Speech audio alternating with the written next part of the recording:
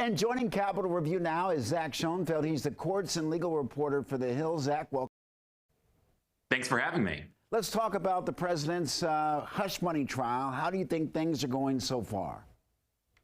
Things really are moving along quite quickly. I think we're used to, in talking Trump world and his legal cases, I think, we're used to talking about delay, delay, and delay.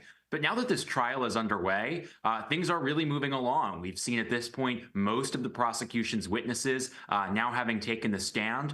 So we're now really getting into what could be next week, the final week of testimony. So this week we saw porn star Stormy Daniels take the stand, one of the highest profile witnesses. So like I said, a lot of blockbuster testimony. But like I said, my biggest takeaway right now is just how fast this trial is moving. Well, Stormy Daniels' testimony, real name, of course, Stephanie Clifford, was her testimony impactful? I think it remains to be seen whether the jury will find that her testimony is relevant at all, because Trump's attorneys have been insisting to this jury that, they can listen to Stormy Daniels' testimony. A lot of it was very salacious. She was getting into a lot of graphic details about this alleged sexual encounter with Donald Trump back in 2006. We should note that he denies this encounter. And at the end of this, what Trump's attorneys keep saying is to this jury is, you can listen to all of her testimony and walk through her story, but at the end of the day, she said that she had no personal knowledge of the 34 allegedly falsified business records that Trump is ultimately charged over. So although it got a lot of headlines and was very salacious, remains to be seen over whether the jury will actually take any of her testimony into consideration. Well, Zach, what else has come out of the trial so far that stands out?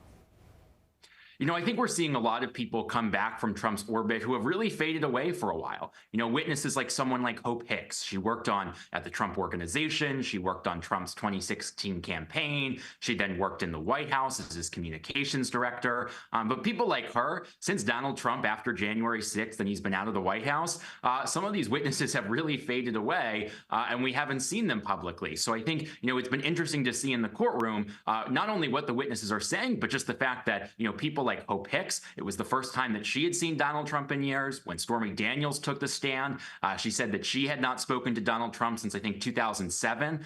So I think in some ways it almost feels like a reunion of sorts, certainly a very awkward reunion, given that we're talking about the first criminal trial of a former president. But in many ways, just an awkward reunion of many of the cast of characters who was in Trump's orbit back in 2016.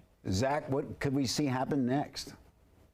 I spoke to a source with knowledge of the matter who told me that Michael Cohen, who is Trump's ex-fixer who made the hush money payment to Stormy Daniels, it's at the center of this case, he is expected, according to this source, to take the stand beginning on Monday.